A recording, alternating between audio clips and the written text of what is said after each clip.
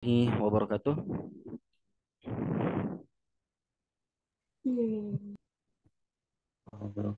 Misalnya Ya, alhamdulillah. Alhamdulillahirabbil alamin. Wassalatu wassalamu ala Rasulillah wa ala alihi wa sahbihi ajmain amma ba'du. Ya, puji syukur pada Allah Subhanahu wa taala. Alhamdulillah pada kesempatan malam hari ini kita dapat ya berkumpul lagi secara online di Halaqah Muda pertemuan ke-6 insyaallah. Salawat dan salam kepada Nabi kita Nabi Muhammad Sallallahu Alaihi Wasallam serta keluarga beliau, para sahabat beliau dan kita sebagai umatnya yang insya Allah terus belajar untuk istiqomah ya memegang dinul Islam di akhir zaman ini yang penuh dengan banyak persoalan ya. Iya, yang pertama sebelum mulai ya saya berikan kepada Al Ustadz sebentar.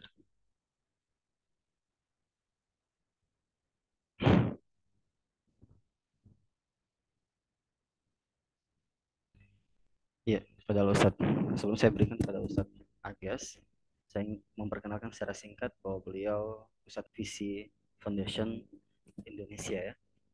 Alhamdulillah sudah bergabung pada kesempatan kali ini. Dan tema yang kita angkat pada malam hari ini adalah ma'rifatul insan. Ya, hakikat manusia dan takdir. Ya. Dan insya Allah dipaparkan oleh Ustadz Agas ya, insya Allah secara terbuka dan ilmiah insya Allah. Dan untuk itu sebelum saya berikan pada Ustadz Aga, saya sedikit ya memberikan narasi singkat yang pertama adalah Islam ya merupakan bagian yang sangat penting untuk dikaji dan dihayati secara serius di Indonesia. Ya, tentunya mengingat banyak sekali hari-hari ini yang memang banyak sekali persoalan yang dihadapi oleh pemuda-pemuda Islam terutama untuk anak-anak yang berusia SD maupun SMP, SMA dan perguruan tinggi yang dimana banyak sekali kasus-kasus ya yang terjadi akhir-akhir ini mungkin dari zaman Ustadz Agas sampai zamannya kita itu masih terasa iya mungkin tidak ada penguatan-penguatan terkait keislaman terkait dengan edukasi yang ada di setiap instansi akhirnya itu bisa merambat kepada pemuda-pemuda Islam saat ini dan untuk itu kami berharap pada malam hari ini Ustaz Agus bisa memberikan ya, contoh kasus dan materinya yang sangat luar biasa dengan tema Ma'rifatul Insan. Ya, kepada Ustaz Agus dipersilakan.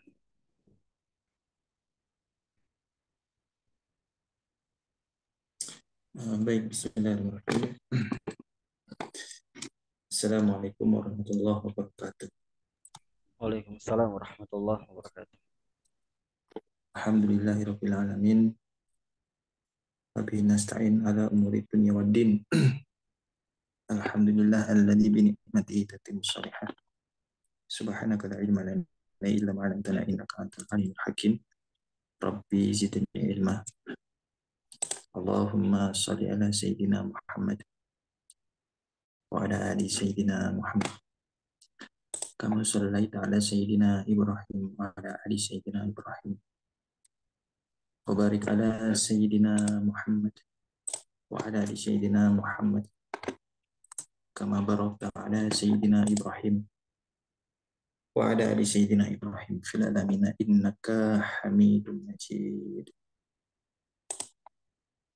Gimana kabar teman-teman semuanya? Alhamdulillah sehat Ustaz. Sehat Alhamdulillah ya. baik Ustaz. Alhamdulillah. Ini udah pada kenal belum nih?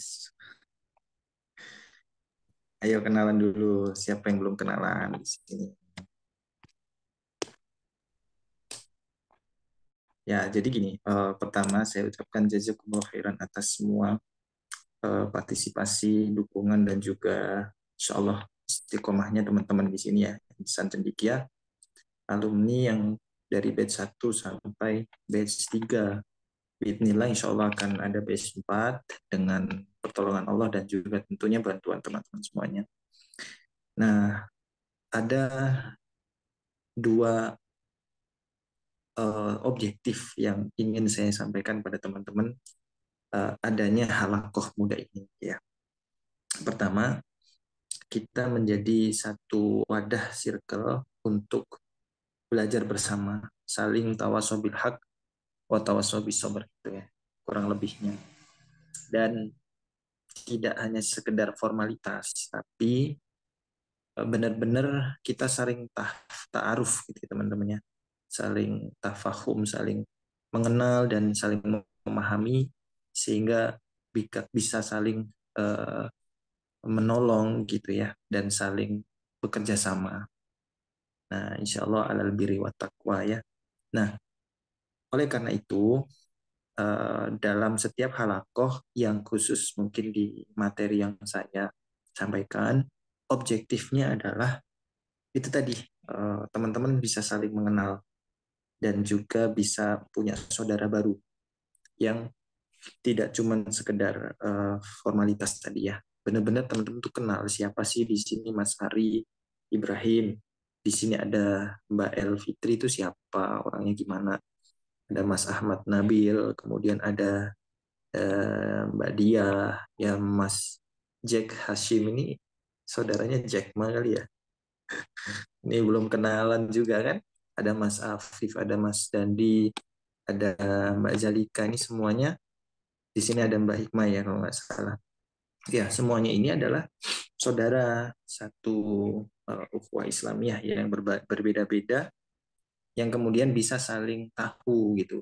Nah, ikatan persaudaraan ini akan terus menguat kalau selain punya agenda amal jama'i, itu juga ada namanya halakoh. Nah gitu. Jadi objektif dari halakoh yang khusus kelas ini adalah memang kita membangun ukhuwah Islamiyah yang lebih erat lagi dan menjadi saudara yang lebih dekat lagi gitu. Jadi bahasanya kalau bahasa Sundanya itu bilang gini, uh, apa ya, blood make you relevant, and loyalty make you family gitu. Jadi darah itu outputnya adalah satu relevansi bahwa kita itu punya hubungan. Tapi loyalitas itu apa loyalitas ya?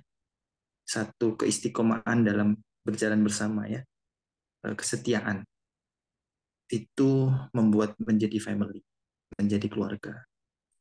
Makanya anak-anak milenial hari ini itu ya salah satu uh, gaya mereka mencari kerja itu mencari tempat yang nyaman, gak harus gaji besar. Karena mereka nyari orang-orang yang bisa diajak bahagia bareng, sedih bareng gitu ya. Sehingga menjadi family. Makanya kadang-kadang kan ada gathering gitu ya. Apa istilahnya keluarga besar PT apa gitu. Karena mereka membangun loyalitas. Gitu. Nah, mereka yang tujuannya orientasinya profit aja mau ya untuk menghadirkan hati, menghadirkan rasa untuk berloyalitas ria gitu ya, untuk menjadi family, apalagi kita yang apa ya istilahnya Allah goyatuna gitu dan Rasulullah kudwatuna, artinya ini jauh lebih besar gitu loh, api alasannya ya, api tauhid kalau kata siapa namanya Said Nursi ya, yang bisa menjadikan motivasi besar dari dalam tentunya ya, itu jauh lebih tinggi. Makanya ikatan keimanan ini adalah satu ikatan yang paling kuat ya di antara ikatan yang lain. Ya, tidak ada yang bisa menandingi al-mu'minun ya suddu ba'duhum ba'dhum ya. Saling mendukung dan saling mengokohkan gitu. Nah, itu akhirnya nanti timbullah rasa simpati, empati dan saling menanggung. Apa menanggung apa ya? amanah yang bisa kita selesaikan bersama. Nah itu teman-teman output dari dan outcome ya dari halakoh ini. Nah kalau yang berikutnya adalah yang kedua, halakoh yang diisi oleh teman-teman pembicara lain seperti speaker yang sudah jadi tokoh ya yang di luar sana. Masya Allah gitu kan, nanti bahkan mau undang Habib Ja'far katanya. Mana Mbak Indah ada nggak di sini? Nggak ada ya? Nggak ada tuh.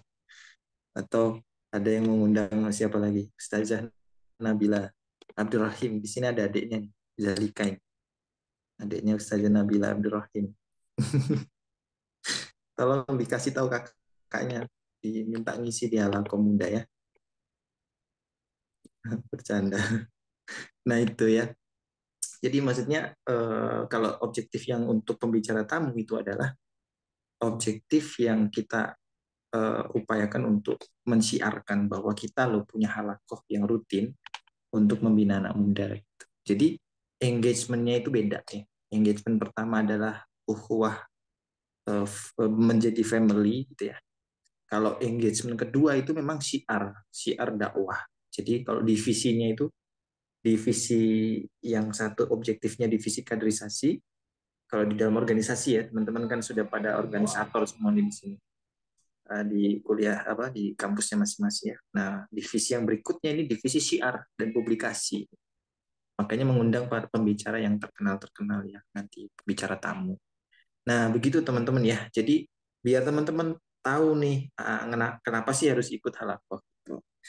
Nah selain akhirnya nanti ada benefit yang lainnya, ilmu ya kan, kemudian pemantapan apa ya eh, jiwa kita ya, keteguhan hati kita dalam melihat berbagai macam peristiwa yang hari ini hadir di depan kita gitu. Itu bagian dari dampak benefit outcome yang bisa kita dapatkan. Terus kemudian menjadi apa? Growth mindset ya kalau bahasa anak milenial hari ini. Kemudian apa? Mental health-nya terjaga dan lain sebagainya. Jadi ini bagian dari sarana healing juga. Nah, rasanya itu pengen kita hadirkan teman-teman sehingga kapan-kapan kita bisa ini juga outing bareng gitu. Kapan kita rihla bareng offline gitu kan. Kita umroh bareng gitu atau ke Turki gitu kan. Nah, bisa jadi kan. Ya, mungkin Ramadan besok kita bisa umroh lagi.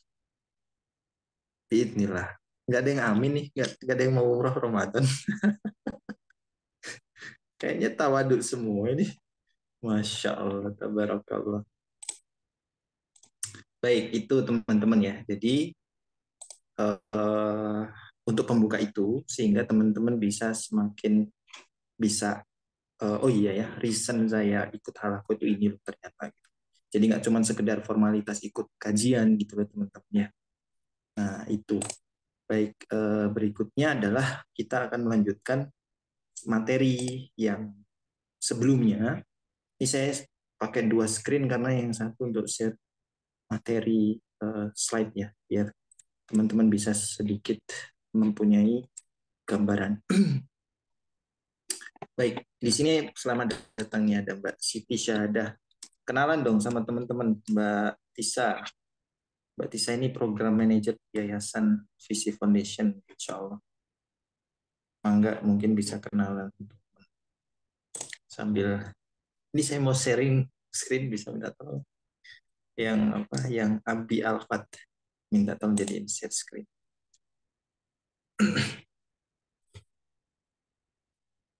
Ya ya. Baik. Bismillahirrahmanirrahim. Ma'rifatul insan dengan subtopik ya. Subtopiknya peta jiwa yang nantinya akan berpengaruh kepada karakter dan takdir. Nah, mungkin teman-teman sudah uh, mengikuti materi sebelumnya ya. Kalau nggak salah ada hakikat manusia. Jadi kalau nggak salah ya. Masih ingat nggak hakikat manusia apa aja? Ada yang ingat materinya? Ayo, ayo. Silakan. Ini sambil tebak-tebakan ya. Gimana? Hakikat manusia satu. Ada yang masih ingat nggak?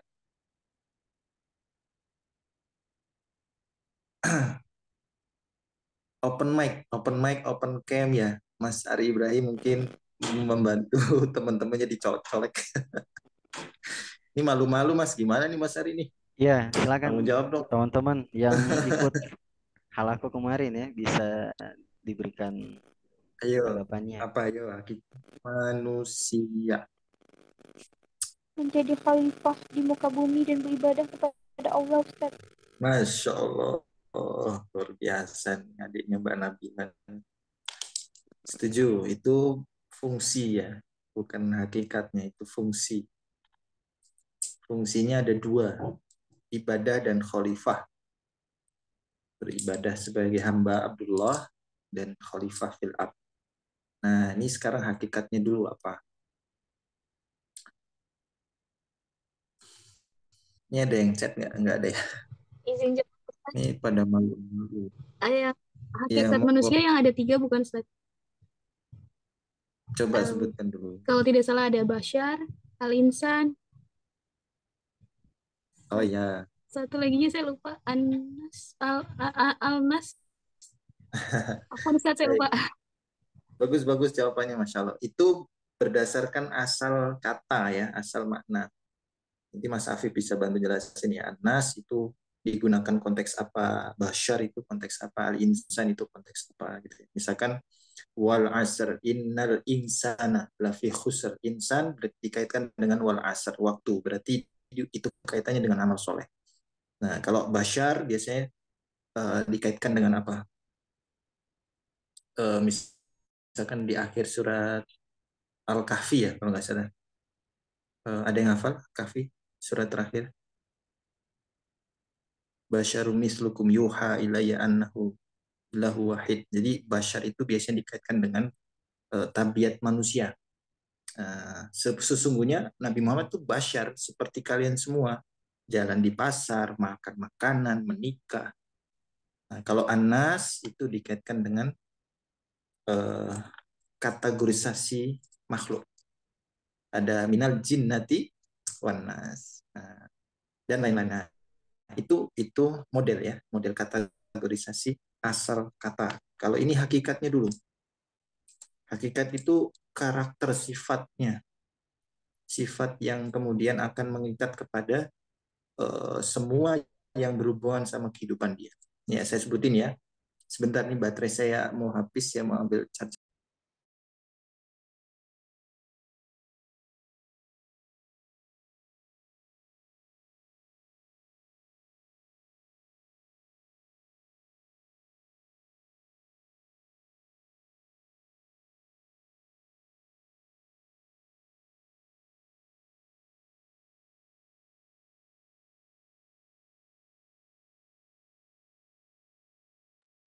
Oke, udah ketahuan ya ngecasnya di mana. Ya, hakikat manusia ada 5 ya teman-teman. Kalau teman-teman ingat di materi sebelumnya, pertama adalah dia itu makhluk. Dia adalah makhluk. Jagoan. Hah? Nah, yang kedua, ya makhluk yang diciptakan. Yang kedua adalah dia mukarrom. Dia dimuliakan. Nah, yang kemudian yang ketiga adalah dia mukallaf. Dia memiliki beban taklif karena dia akan menjadi khalifah itu. Maka dia punya beban ya, punya fungsi atau punya sifat mukallaf. Ini yang keempat, dia mukhayyar. Dia diberikan pilihan. Ya fa'alhamaha fujuraha wa taqwaha. Nah, itu nanti jiwa ya yang kita akan bahas insya Allah. Dan yang terakhir adalah dia majziyubih. Dia dimintai tanggung jawab atau dia akan diberikan balasan. Ya, darul jaza. Ya, nanti insya Allah di akhirat adalah darul jaza. Ya, negeri balasan. Negeri di mana kita memanen apa yang kita sedang kerjakan di dunia ini. Begitu. Nah, ini hakikat manusia. Ya, ada 5. Nah, maka teman-teman dari mungkin kalau membahas hakikat teman-teman bisa nyimak kajian sebelumnya ya di Ma'rifatul Insan seri yang ke sebelumnya lah, saya lupa nomor berapa tuh, 2 atau 3. Nah, Maka di sini nanti kita akan membahas bagaimana peta jiwa itu ini kita pelajari. Sebelum itu saya akan mensosialisasikan sedikit tentang gambaran kurikulum ke depan di halakoh ini. Ya, kurikulumnya adalah pertama tentang Islamic worldview. Nah, ini Islamic worldview ini akan mempelajari tentang konsep-konsep eksistensi ya, karena dia adalah cara untuk memandang realitas dan kebenaran. Nah, sehingga ketika kita menggunakan perspektif worldview Islam, maka begitulah cara kita memaknai sebagaimana Allah yang memberikan makna. Nah, kalau kata Syed Naqib Al-Atas menyebutkan ilmu itu adalah sampainya makna ke dalam jiwa. Nah, makna itu apa? Nah, makna inilah yang kemudian kita kejar dengan perspektif Islamic worldview. Nah, ketika makna ini sesuai dengan makna yang diberikan oleh Allah, itulah yang dimaksud dengan ilmu. Tapi kalau maknanya itu kita salah paham, maka itu bukan ilmu. Dia pseudo apa istilahnya? Pseudo science-nya. Hilaf. Dia ilmu tapi semu. Kelihatannya pengetahuan, tapi dia menipu dan menyesatkan. Contoh ya, contoh. Teman-teman kalau ditanya orang pintar itu atau orang cerdas itu seperti apa sih? Kalau kita memaknainya dengan perspektif umum, teman-teman sudah pasti tahu kan? Oh, orang cerdas itu yang mungkin IPK-nya 4 ya. Dia tidak hanya kupu-kupu, kuliah pulang, tapi dia juga organisator, ketua organisasi di mana-mana. Misalnya dia, terus dia juga punya bisnis. Itu orang cerdas. Bisa jadi begitu. Masuk akal nggak? Masuk akal. Tapi apakah hakikat makna cerdas itu seperti itu yang diberikan oleh Allah dan Rasulnya? Nah, ternyata enggak. Orang yang cerdas menurut Rasulullah adalah orang yang sering-sering mengingat kematian. Ya kan? Kalau kata seseorang itu, wah masalah hidup ini berat ya kan, macam-macam problemnya, konflik sama orang, begini ada masalah hutang, masalah macam-macam. Kadang justru kalau kita mau cerdas tuh, ya ini kan ujian, nanti juga mati istilahnya. Maksudnya nanti mati tuh nggak usah terlalu dibawa stres sehingga kita jadinya mental health kita terserang. Tapi kalau kita bawa untuk mengingat kematian, itu tuh jadi sepele gitu.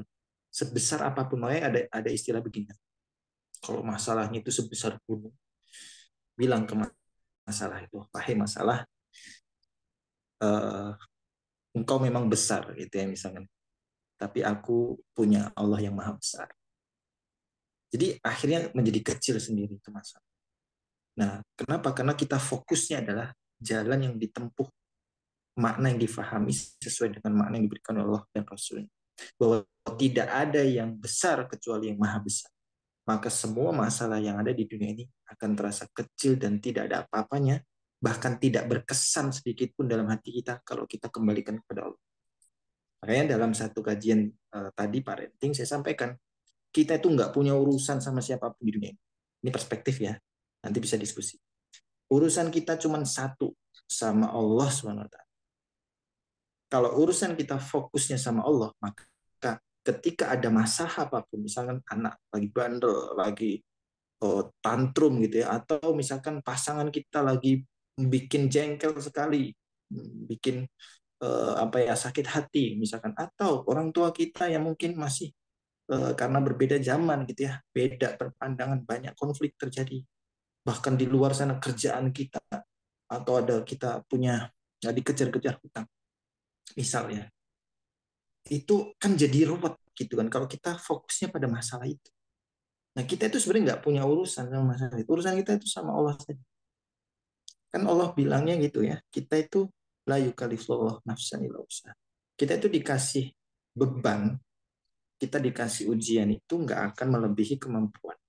Maka sebenarnya yang diminta oleh Allah itu bukan kita menyelesaikan masalah, tapi yang diminta adalah dia berluakum ayyukum ahsanu amala. Nah, ini cara pandang worldview. Landasannya kalau akarnya betul, maka perspektif yang dibangun dengan warna-warninya yang ada itu, dia akan bermuara ke tempat yang sama, ke ilmu al-alamah, kepada alamat yang sama, yaitu alamat sebagaimana Allah memberikan maksud. Nah itu maksudnya. Makanya eh, itu menjadi penting sampainya makna itu ke dalam jiwa kita. Kenapa? Karena jiwa kita ini yang akan dimintai tanggung jawab. Ya ayat Tuhan nafsul mutmainnah. Yang dipanggil itu nafs jiwa kita. Gitu. Nah, ini yang akan kita bahas. Nah, makanya kurikulum pertama yang kita sediakan usulannya adalah Islamic worldview dengan beberapa konsep. Pertama konsep manusia, kemudian konsep agama, kemudian konsep ilmu dan ma'rifah, kemudian konsep kearifan ya, al-hikmah, kebijaksanaan, kemudian konsep keadilan, al-adl atau al-adalah. Terus berikutnya konsep universitas, al-alamin, alam, ya kan, Rabbul alamin, semua yang selain Rob maka dia alam. Nah, mungkin nanti ada alam jin juga, alam malaikat ya, alam ruh, mungkin bisa dibahas juga. Terus kemudian ada konsep amal dan adab, dan mungkin terakhir atau biasanya ini paling umum, konsep kebahagiaan. Bisa juga dibahas dari konsep kebahagiaan. Kalau boleh saran nanti kita akan pakai bukunya Imam Al-Ghazali, namanya Kimia Us-Sa'adah. Bukunya ada yang terjemahan bahasa Indonesia juga.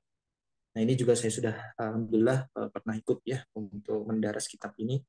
Alhamdulillah. Jadi mungkin kita bisa sharing-sharing nanti ke depan. Nah itu usulan kurikulum pertama.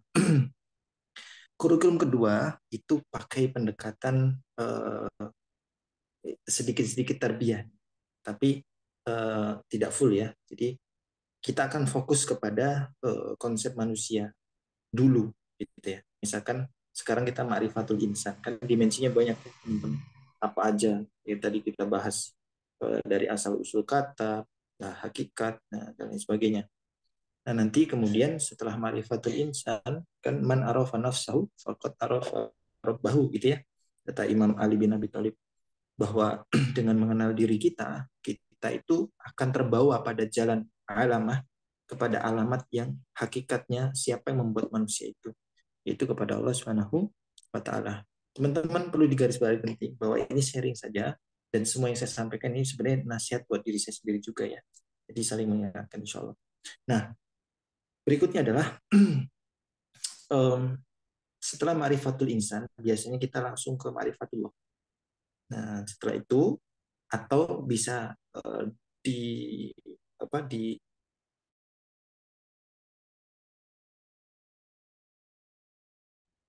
dengan ma'rifatul rasul, khatamul anbiya, dan apa ya, hakikat dari alamin ini semua juga. Nah, ini nanti semi-semi agak-agak sedikit menyentuh ke tasawuf tentunya, karena ini bagian dari salah satu puncaknya ilmu itu kan buahnya menjadi al-hikmah. Nah, ini semua bisa dimaknai itu memang menggunakan tasawuf ya, menggunakan apa ya, akidah yang kemudian kita tajamkan dengan akhlak yang buahnya itu, pelajarannya itu adalah dengan pendekatan tasawuf. Nah, tapi ini tentu nanti bisa menghadirkan guru lain yang lebih kompeten, karena dan ini masih perjalanan panjang. Nah, ala kulihal itu mungkin untuk kurikulum kedua ya. Jadi paling tidak tiga itu, nanti terakhir-terakhir baru diselesaikan dengan ma'rifatud dunia, ya, pengenalan tentang konsep dunia, dan ma'rifatul akhirat, dan konsep akhirat. Nah, ini sebenarnya belum apa ya, mungkin tentang kalau akhirat itu mungkin nanti sama konsep surga, konsep neraka gitu ya. Tapi ini nanti terakhir. Nah, itu teman-teman usulan kurikulum ya. Nah, kurang lebihnya ke depan kita akan belajar apa saja itu. Jadi teman-teman bisa mulai memahami bahwa halako ini punya drive, punya visi, yang jelas dalam objektif dalam belajar. Tinggal nanti gurunya selang-seling, kalau pembicara yang lain ya itu maksudnya guru tamu itu sesuai tema kompetensinya mereka. Misalkan kayak kemarin Ustadz Wijaya atau Mas Wijaya itu kan psikolog eh, di bagian SSA ya, SSO apa SSA? SSA ya, same sex attraction atau orientation. Nah, dan juga narkoba. Nanti mungkin pembicara berikutnya mengundang siapa? Eh, ya teman-teman bisa usul ya, emang nggak siapa aja. Yang penting targetnya memang si A. Kalau kita punya halakoh yang dibina secara serius, ini juga teman-teman dari Kampung Sahabat binaannya Ustadz Bendri itu gabung ikut pembinaan insan cendekia. Jadi agar bisa rutin dan bahkan teman-teman nanti bisa saling mengenal dan bahkan bisa saling membantu ya. Program dari Kampung Sahabat juga banyak untuk membina anak-anak remaja dan anak-anak uh, di bawah remaja itu ya anak-anak ya usia TK SD lah SD. Nah itu objek dakwahnya mereka itu. Nah mereka punya orang tua. Nah objek dakwah berikutnya adalah orang tua mereka. Satu kampung namanya di Kampung Sahabat di nama ini. Nah para mentornya kemarin koordinator mentornya koordinasi sama saya untuk minta request ikut pembinaan di sini. Nah ini masih dalam penjajakan gimana mekanisme. Nah makanya teman-teman tren mentoring ini penting bagi kita semua khususnya agar kita tetap saling terjaga gitu ya. Minimal saling mengingatkan. Minimal sebenarnya adalah sebagaimana perkataan Ibnu Jauzi ya, nanti suatu hari di akhirat sana teman-teman nggak ketemu saya gitu ya. Barangkali di surga teman-teman yang luasnya begitu luas ya. Tapi ternyata nggak ketemu saya, ya barangkali bisa teman-teman titip pesan sama Allah agar minta syafaat ya kepada kita, kepada saya tentunya, khususnya kita pernah bersaudara dan saling mengingatkan dalam kebaikan. Jadi targetnya adalah itu, persaudaraan dunia akhir. Nah itu teman-temannya. Jadi itu yang bisa kita coba brief lagi agar teman-teman memahami hakikatnya insan cendekia ala muda ini. Oke, baik. Di sini dulu sebelum materi sedikit diskusi ada nggak? Misalkan mungkin diskusi sebentar. Ada usulan mungkin materi ini yang lebih bagus atau apa? Kalau nggak ada langsung saya teruskan ke materi. Nggak ada respon dulu nggak? Silakan teman-teman yang mau ada usulan. Mungkin ada yang bilang kenapa nggak pakai muasafat tarbiyah aja? Nggak apa-apa, boleh diusulkan nanti. Muasafat tarbiyah itu output ya, output dan ini bagian dari peta peta ke apa ya, peta perjuangan. Nah, ini kita masih memahami diri di internal dulu. Gitu. Kalau kita nanti insya Allah udah paham ini, bahkan pun ya teman-teman, sudah paham pun kadang-kadang masih kepleset. Ya enggak kadang-kadang sih. Ya kan jelas dah firman Allah ya. Wa ma ubari'u li nafsi inna nafsala amaratun bisu illa ma rahima rabbi. Ya. Innallaha ghafurur rahim. Coba nafs itu memang amaratun bisu gitu. Selalu memerintahkan, mengamarkan kita untuk melakukan perbuatan yang disukai, secara apa? Nafs, secara jiwa yang dia itu punya sifat, bahkan kalau ada kisahnya antara akal dan jiwa ini waktu itu sebagai ini kan juga hamba Allah ya, bernama akal. Hamba Allah bernama jiwa. Ini hamba Allah juga sama dengan kita nih. Manusia ini secara kompleks ini namanya nafs. Nafs itu ada tadi kalau Imam Ghazali bilang ada nafsul amaratun bisu, nafsu yang cenderung kepada perbuatan yang fahsya iwal mungkar. Nah, ada dua.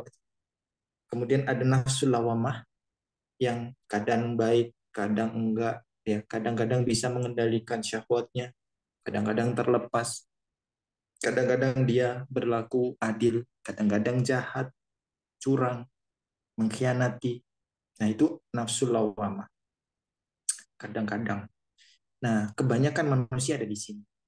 Nah, kalau nafsul mutmainnah ini umumnya para ulama sepakat ini adalah orang-orang khusus, ya, khawasul khawas istilahnya. Kalau nggak minimal wali, tapi biasanya para nabi dan para rasul, atau minimal para pengikut yang circle terdekatnya. Halaqahnya Rasulullah dulu di Darul Arqam. Ya.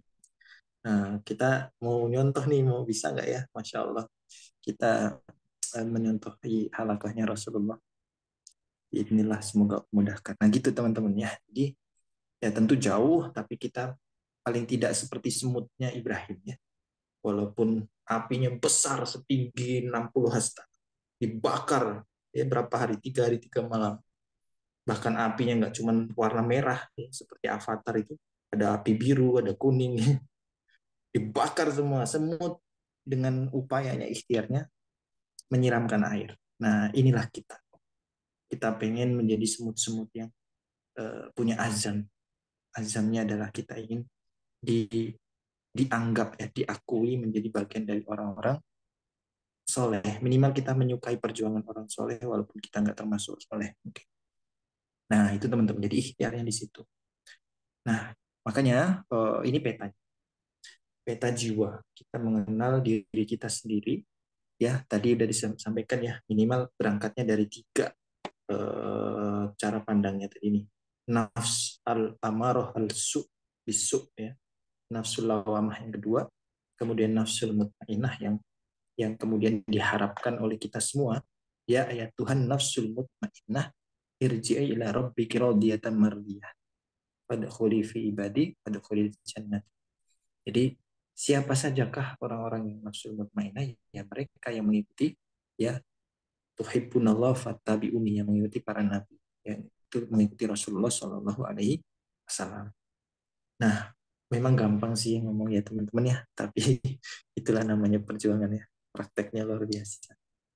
Baik, lanjut ya. Jadi di sini ada petanya nafs itu secara simpel begini teman-teman.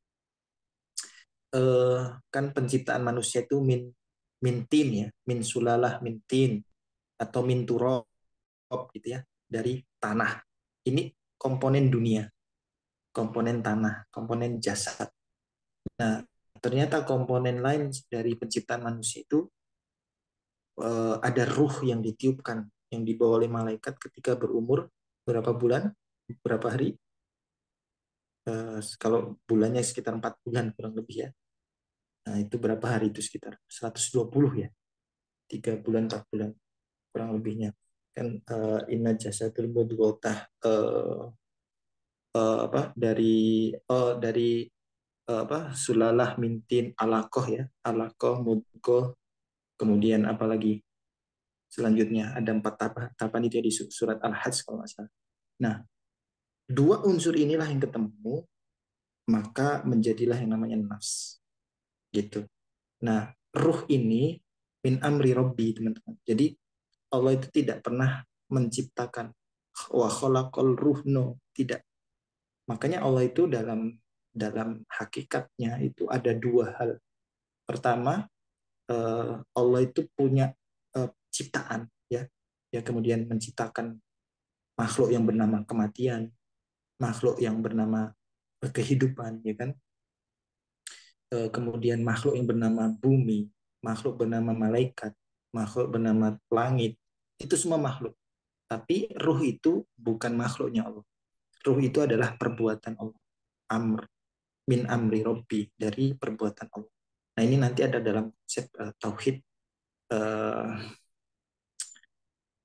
asma ya, sifat-sifat Allah itu yang wujud, kidam, baka, mukhalafatul hadisi, sama sekaligus asmaul husna. Ini pelajaran lumayan ini di penjelasan di Ihya Ulumuddin juga panjang itu.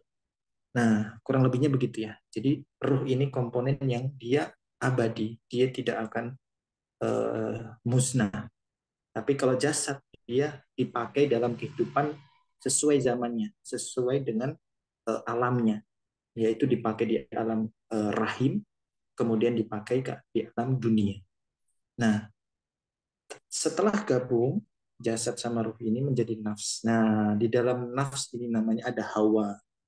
Hawa inilah keinginan-keinginan. Makanya disebut hawa nafs. Nah, kalau keinginannya yang jelek, su, makanya disebut hawa nafs su. Begitu teman-teman kurang lebihnya. Nah, jadi keinginan inilah kemudian yang menjadikan ujian, ibtala, ya. Ujian dari manusia. Ada keinginan untuk disayangi, dihormati, terkenal, atau keinginan kaya, keinginan bahagia, dengan masing-masing definisinya, dengan semua ikatan ruang dan waktunya yang ada di dunia ini. Nah, itu yang disebut dengan ibtala, ujian. Nah, Allah memberikan bekal ya di dalam nafs ini, alhamha fujuraha wa taqwaha. Nah, keinginan-keinginan itu ada yang fujur, ada yang takwa. Kemudian Allah juga memiliki berkehendak ya, manusia memiliki kemudian bekal yang bernama akal sama kolb, hati, yang menjadi pengendali nih, yang menjadi setirnya nih. Nah, ketika jiwa itu kacamatanya, anggaplah begitu ya, jiwa ini menghadap kepada komponen ruh, maka dia cahaya. Ruh itu kan cahaya. Dia menjadi sifat-sifat yang ilahiyah. Sifat ilahiyah itu apa? Dia pengasih, dia penyayang, dia tulus, rahmah. Makanya Rasulullah diperintahkan apa? Wa ma arsalnaka illa rahmatan lil alamin. Puncak dari teladan ya, keagungan akhlak dari Rasulullah sebagai wujud Raufur Rahim. Satu-satunya hamba Allah yang punya sifat seperti Tuhannya, Raufur Rahim. Ya, dia penyayang dan pengasih yang luar biasa kepada siapapun. Itulah Nabi Muhammad SAW. Maka itu sifat-sifat yang ilahiyah, yang mencontoh bagaimana Allah memiliki sifat ya. Allah akan dikenalkan Bismillahirrahmanirrahim, atau dalam surat khususnya Ar-Rahman, sungguh maha kasih, maha sayang, maha kasih. Dan itu sebenarnya tidak mewakili. Ar-Rahman itu kalau penjelasannya dalam Asmaul Husna, teman-teman kalau mengenal sifat-sifat Allah, emang nggak ada padanannya. Tidak bisa dideskripsikan dengan kata-kata. Itu sebagaimana cinta. Semakin kau memaknainya, semakin kau tidak bisa menafsirkannya.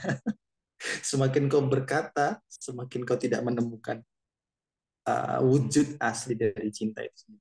Ya itu puitis lah ya. Tapi maksudnya adalah Rahman dan Rahim ini sifat utama dari Allah SWT. Dan yang paling menjadi teladan ya, fattabi'uni, itulah kemudian Rasul bilang, maka ikuti aku. Kenapa? Karena Rasulullah dijamin oleh Allah sendiri sebagai makhluk atau nabi yang satu-satunya khuluqin azim, memiliki akhlak yang agung. Nah, keagungan ini yang kemudian menjadi tolak ukur kita sebagai teladan kepada siapa untuk menjalani kehidupan ini. Nah, maka ketika manusia itu memiliki nafs yang kecenderungannya kebaikan, takwa, maka dia sudah bisa dipastikan dia mendapatkan sibgoh ruhnya jauh lebih kuat daripada sibgoh jasadnya, ya kan? Nah, ruh ini makanannya apa? Ruh itu makanannya ilmu dan ibadah. Nah, ibadah itu kan ittiba ala Rasul ya. Siapa yang beribadah ya tidak meneladaniku, fahuwarat, kata Rasul, maka akan tertolak. Makanya banyak istilahnya itu ada apa ya, bid'ah gitu ya dan lain-lain. Sebenarnya bid'ah itu karangan para ulama itu secara simpel itu lebih tepatnya mengarahkan kepada sesuatu yang menyelisihi tauhid, itu bid'ah. Nah, teman-teman bisa nyimak video rekaman kami waktu di pesantren ya, itu kan ada di Iqra juga tuh, membangun struktur berpikir Islam. Itu nanti kita bisa memahami bagaimana levelisasi dari bangunan keilmuan dari Islam. Maka kita akan ketemu tuh nantinya, oh ternyata perbedaan ahli sunnah wal jamaah, kemudian apalagi mazhab Hanafi, Hambali, Maliki, Zohiri, Syiah, itu ada di level mana sih gitu. Maksud bid'ah itu yang mana sih? Nah, itu ada di situ. Sehingga kemudian intinya kita kalau mengedepankan akhlak khuluqin azim, pengen meneladani Rasul, maka kita tidak akan bermudah-mudah untuk menghakimi saudara kita apakah dia sesat apa enggak. Tidak bermudah-mudah menghakimi saudara kita untuk kemudian merasa bahwa dia lebih berdosa daripada kita. Nah, itu bagian dari akhlak, buahnya dari tadi ya, bagaimana kita memahami sifat-sifat kasih sayang, sifat-sifat rahmat lil alamin. Nah, seperti itu ya teman-teman. Jadi kebayang ya, berarti itu si buahnya dari ruh. Ruh itu vitaminnya, makanannya dari ilmu dan ibadah. Nah, ibadah yang diterima itu berdasarkan ilmu yang tadi sampainya makna ke dalam jiwa, makna ilmu tadi yang sesuai dengan makna yang diberikan oleh Allah Subhanahu wa taala. Nah, betapa banyaknya ya kalau kita pahami sekarang, oh ternyata di luar sana banyak ya kita salah paham dengan ilmu gitu. Kayak tadi makna makna cerdas aja udah beda ya kan. Kemudian makna rugi apa sih? Ya kan? Makna rugi itu adalah orang yang asetnya kayak apa? Kebakaran misalnya. Atau kayak kemarin tuh bencana likuifaksi di mana? Di Palu ya. Itu kan dalam sekejap teman-teman, misalnya di situ ada yang punya rumah harganya miliaran misalkan ya, punya aset sawah banyak. Tiba-tiba dalam sekejap hilang, itu hitungan cuma 3-5 detik, 10 detik. Nah, itu kan betapa mudahnya Allah itu membolak-balikan. Sebagaimana kisahnya Ayub ya. Siapa? Yakub ya. Yakub yang kemudian Ayub apa Yakub yang punya harta diberikan penyakit apa? Kulit yang berbau nggak enak itu. Ayo Nabi siapa? Kok Nabi lupa sih? Ayub. Nabi Ayub ya? Iya. Oh iya, limasan yadur wa anta arhamur rahim, itu doanya ya. Ya Nabi Ayub ya. Nah, itu juga dalam 3 hari teman-teman. Betapa Ayub itu dahulu tuh orangnya ganteng, soleh. Pasti para nabi itu ya, tolok ukur teman-teman kehebatan seorang manusia itu setiap zaman tuh itu diukur dengan siapa pemimpin yang paling hebat di situ. Nah, pemimpin ini nggak cuma sekedar duniawi tapi ukhrawi juga gitu. Nah, setiap zaman kita sepakat ya, orang paling hebat, paling terpuji, paling dekat sama Allah adalah para nabi dan rasul, betul ya? Nah, maka para nabi dan rasul itu kira-kira ya kurang lebihnya ganteng-ganteng lah, kurang lebih ya. Kayak jadi jangan ikut-ikut Darwin ya. Itu juga sama tuh pseudoscience tuh ya kan, kita memahami manusia berasal dari mana, nenek moyang kita. Ya, itu bagian dari penyesatan pengetahuan juga. Makanya betapa banyaknya ilmu hari ini tuh yang kemudian tidak memperbaiki, kalau kata Alatas ya, Syekh Muhammad Nakib Alatas tuh, hakikat dari ilmu yang hari ini tersebar itu karena worldview-nya sumbernya dari pemikiran barat, maka dia itu hakikatnya tidak memperbaiki, justru dia sebenarnya merusak. Ya contoh misalkan sekarang katanya kemajuan zaman yang luar biasa, ada AI, IoT ya kan, ada kecerdasan buatan, kemudian bahkan otomatisasi mesin, komputer, internet dan sebagainya udah banyak. Tapi di sisi lain kenapa bencana moral luar biasa rusak? Bencana di mana-mana juga, krisis alam ya, energi, kemudian apalagi global warming. Kenapa ini tidak pernah terjadi sebelumnya? Gitu. Bahwa ternyata makna dari kesuksesan, makna rugi, makna kemudian penyelenggaraan keadilan itu ternyata kalau Islam memberikan makna itu berbeda dengan bagaimana prasangka-prasangka definisi yang dikonstruksi oleh manusia. Nah, makanya hari ini hegemoninya disinilah kemudian tantangan kita, teman-teman. Makanya disebutkan salah satunya masalah besar hari ini itu adalah confusion of knowledge, ya, pengetahuan yang maknanya tidak sebagaimana hakikat makna diberikan oleh Allah. Akhirnya dia pengetahuan itu menyebar bukan untuk memperbaiki, seolah-olah memperbaiki tapi sebenarnya merusak. Nah, itu yang tantangan hari ini terbesar. Nah, confusion of knowledge ini buahnya apa? Ya karena pendidikan ini kan, pengetahuan ini kan dimasukin ke kurikulum ya. Maka buahnya manusia-manusia yang sekarang ini. Maka kemudian manusia yang kebanyakan salah dalam memahami konsep hidup. Akhirnya dia loss of adab, istilahnya begitu. Adab kepada Allahnya. Nggak paham ya adab kepada Rasulullah. Nggak ngerti adab kepada dirinya sendiri juga. Bingung gitu kan. Akhirnya tidak tidak kaget kalau generasi muda hari ini kebanyakan berbeda jauh dengan generasi muda zaman Rasul ya. Belasan tahun sudah bisa memimpin perang, menjadi jenderal, menjadi khalifah dan sebagainya. Tapi hari ini itu seperti masih jauh gitu. Nah, makanya itu bagian dari tantangan besar. Nah, hal-hal kayak gini ini diupayakan agar minimal kita sedikit-sedikit tuh bisa gitu teman-teman menawarkan oh ada loh menggeser makna kepada makna yang sesuai dengan bagaimana Allah memberikan makna tentang bagaimana dunia ini berjalan. Nah, itu teman-teman ya. Nah, ruh itu vitaminnya. Nah, kalau jasad itu asupannya adalah makanan, minuman, susu, ya, kemudian apalagi syahwat, menikah, ya. Itu kebutuhan-kebutuhan jasmani. Ya, istilahnya daya tariknya itu keduniawian. Nah, tadi kan sifat-sifat ilahiyah ya. Nah, ini sifat-sifat jasadiyah atau sifat manusiawi.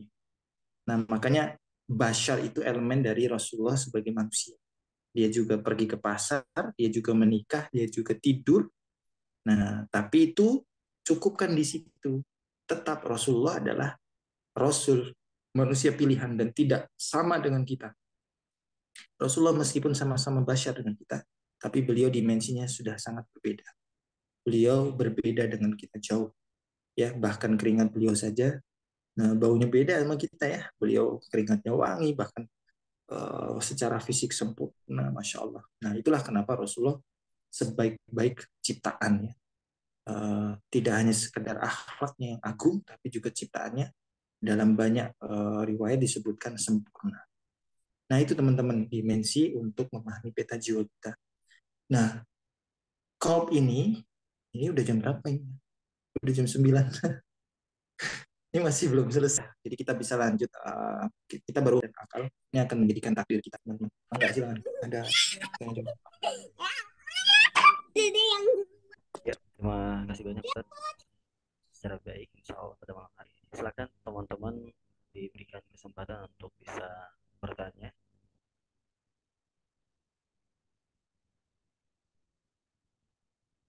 Ada yang mau bertanya teman-teman?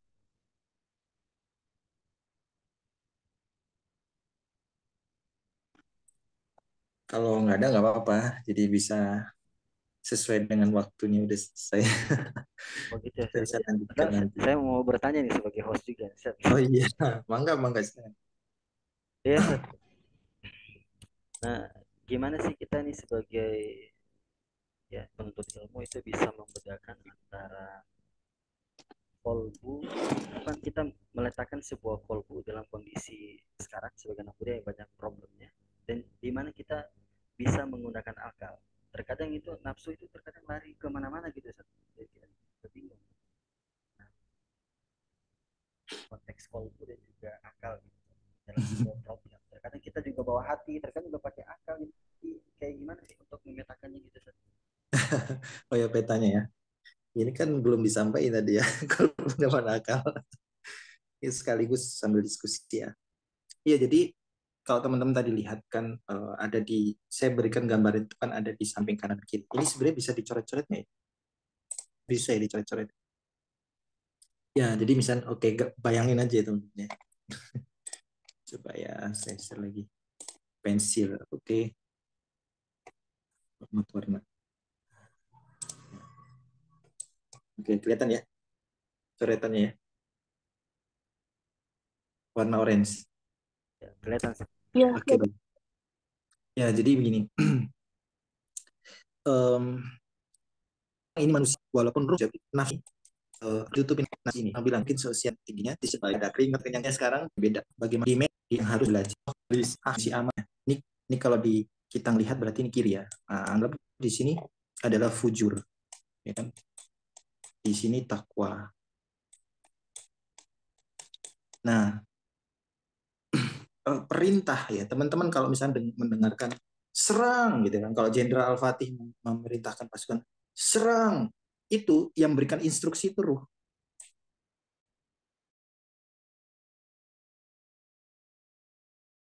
yang dibekali ilmu semua yang di dalam hati. Itu yang memerintahkan tuh Al-Fatih, Muhammad Al-Fatih ya, wa khairu jais, jais adzalika jais, yang memiliki pasukan yang hebat itu, dia tidak mungkin memiliki perintah menyerang Konstantinopel kalau konstruksi ilmu yang di sini nggak benar, ya kan? Berarti ilmu yang di sini kan harus benar, ya kan teman-teman ya? Harus sesuai dengan syariat Islam, ditempa, ya kan? Di sini ilmunya itu lengkap, diikat dalam dikendalikan dalam akal, diikat dalam hati. Nah, sehingga dengan Konstantinopel adalah nubuat.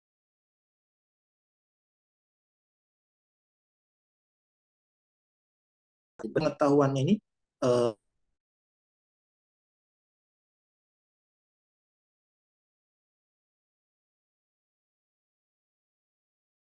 yang merintahkan untuk melawan Al-Fatih siapa? Ya orang-orang yang ruhnya batil. Maksudnya ruhnya batil itu maksudnya apa? Bukan ruh aslinya ya. Ruh aslinya itu fitrah dia. Tapi karena konstruksi pengetahuan, pengalaman dan kehidupan dia, ya kan, kullu bani Adam yuladu adalah fitrah kan.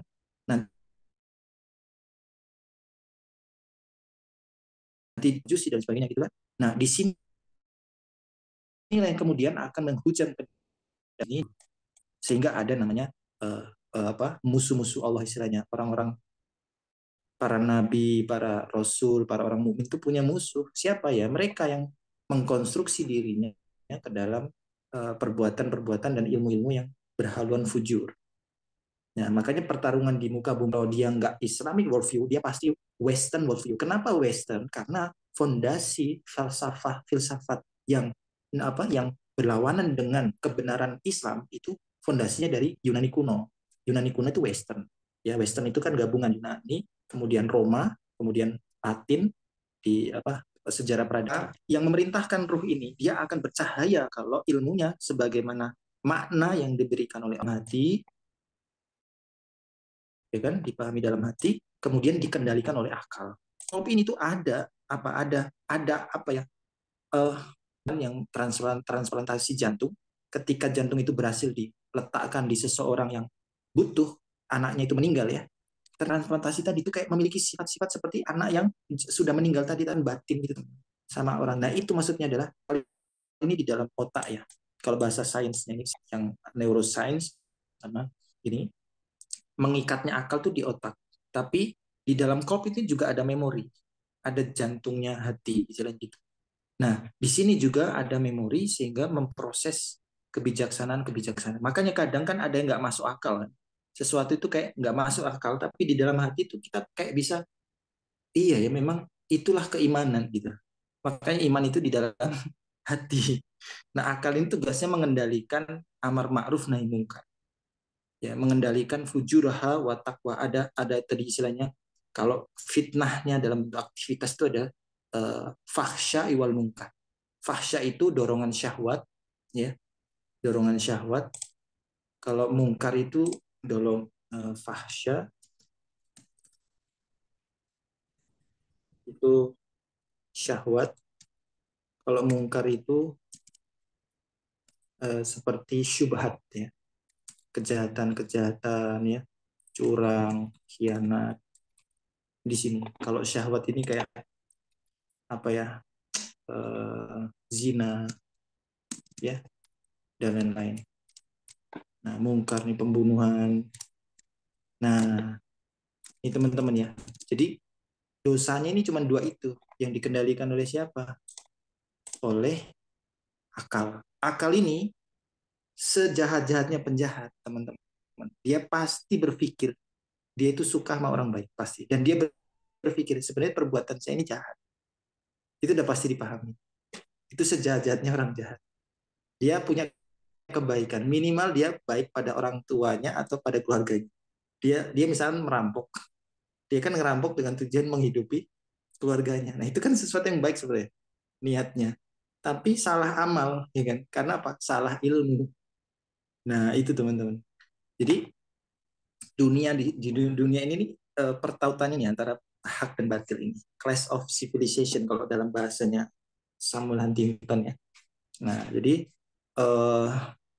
konflik peradaban ujungnya ya. Tapi kalau di dalam jiwa manusia ini, maka sebenarnya adalah fujur hawa taqwa tadi.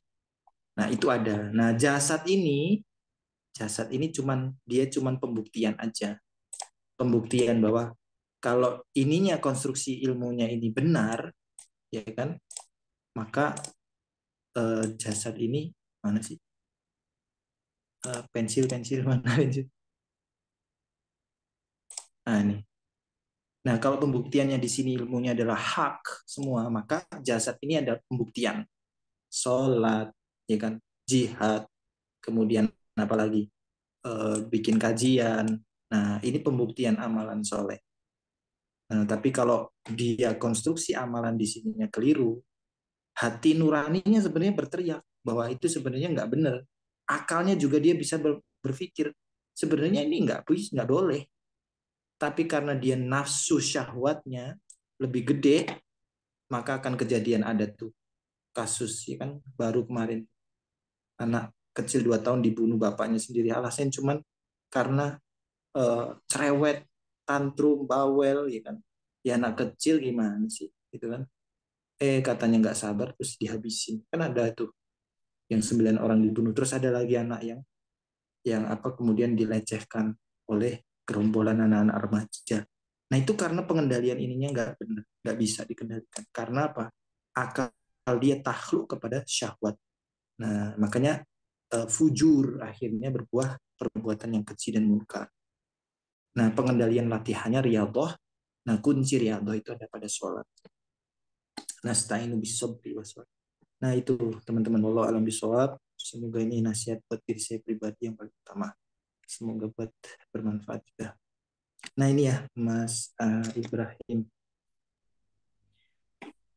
Ya, syukron jazakumullah khairan katsiran Ustaz atas paparannya yang sangat luar biasa ya. Ya, pengingat juga bagi kami yang masih dalam proses belajar. Ya, ini karena waktunya sudah masuk 19 jam 9 lewat 18 ya. Jadi saya berikan mungkin closing statement Ustaz sebagai penguatan kita di halak pemuda ini. Silakan Ustaz. Closing statementnya begini. Um, Memang betul ya, saya mengutip perkataan Imam Ali bin Abi Thalib dan juga Ibnu Qayyim. Setidaknya dua ini yang mungkin bisa berkesan untuk pertemuan kali ini. Pertama, undur man kila wala tandur man kola. Lihatlah siapa yang berkata, jangan lihat siapa yang berkata, tapi lihatlah pesan hakikat atau makna perkataan yang dikatakan, pesan yang dibawa itu apa. Itulah bagian dari kenapa hikmah itu sesuatu yang hilang di dalam jiwa dan juga dunia Islam, jiwanya mukminnya. Makanya ada ulama bilang kan al Islam mahjub lil muslimin. Islam itu tertutup oleh kabut kabut karakter yang masih buram ini oleh karakternya orang-orang muslim sendiri yang masih belum memahami hakikat mungkin tentang ma'rifatul insan dan keimanannya gitu. Nah, maka hikmah yang hadir di setiap sisi dari orang siapapun itu kita sudah bisa ambil. Nah, itu hak kita. Sebagaimana Rasulullah juga mengambil dari para Yahudi yang berpuasa ya pada Asyura itu kan. Nah, itu. Jadi undur man kola wala tangdur man kila. Nah, yang kedua Ibnu Qayyim ya pernah bilang begini, genggamlah kesabaran itu dengan baiknya. Jalankanlah istilahnya begitu. Jika kau hidup dengan sabar, maka hidupmu mulia. Tapi jika kau meninggal, mati dengan kesabaran itu, maka kematianmu adalah mati syahid insya Allah. Jadi sabar itu betul-betul kunci teman dalam mengarungi hidup ini. Dan konsep sabar itu sobrun jamil. Kalau ada yang nggak jamil, berarti itu bukan sabar. Kalau nggak jamil, nggak indah, berarti itu nggak sabar. Kan gue udah sabar, tapi matanya melotot, nah itu nggak sabar. Nah itu berarti nggak jamil. Jadi sabar itu mutlak. Sabran itu ahsanu amalan. Sabar itu adalah akhlak yang bisa mengantarkan kita kepada buah yang manis ya, balasan yang tanpa batas ya. Ajruhu bi ghairil hisab, kata kalau dalam Quran disebutkan bahwa balasannya tanpa batas, dan itu nggak cuma di dunia tapi juga di akhirat. Nah, pintu agar kita bisa bersabar itu husnudon, gitu teman-teman ya. Husnudon billah, dan yang paling utama kemudian husnudon kepada saudara seiman, saudara semuslim kita. Nah, semoga dengan begini kita semakin terus menjadi pribadi yang growth mindsetnya, kemudian juga rohaninya, sehingga tidak mudah untuk eh, memicu pertikaian yang tidak perlu. Dengan begini kita bisa lebih fokus ke diri kita sendiri untuk semakin lebih baik dan saling memberikan kasih sayangnya kepada banyak orang terhadap dinamika apapun di kehidupan kita, insya Allah. Itu barakallah. Ya, syukran jazakumullah khairan katsiran Ustaz Agas atas materinya pada malam hari ini, dan semoga kami yang mengikuti halakoh rutin ya itu bisa tetap istiqomah dalam pembelajaran yang para asatiza sudah berikan pada kami. Ya, sebelum tutup mungkin kita akan sesi foto bersama bagi teman-teman yang masih menutup kameranya, silakan bisa dibuka kameranya. Segera kita foto bersama.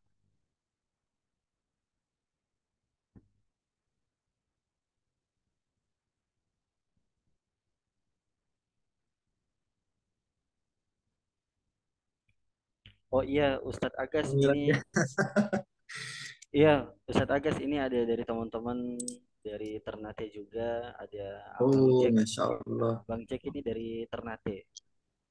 Wah, salam. Assalamualaikum, Ustaz. Assalamualaikum. Waalaikumsalam, Bang Jack. Salam kenal. Saya eh, kawan-kawan dari Jakarta dan sekitarnya ini.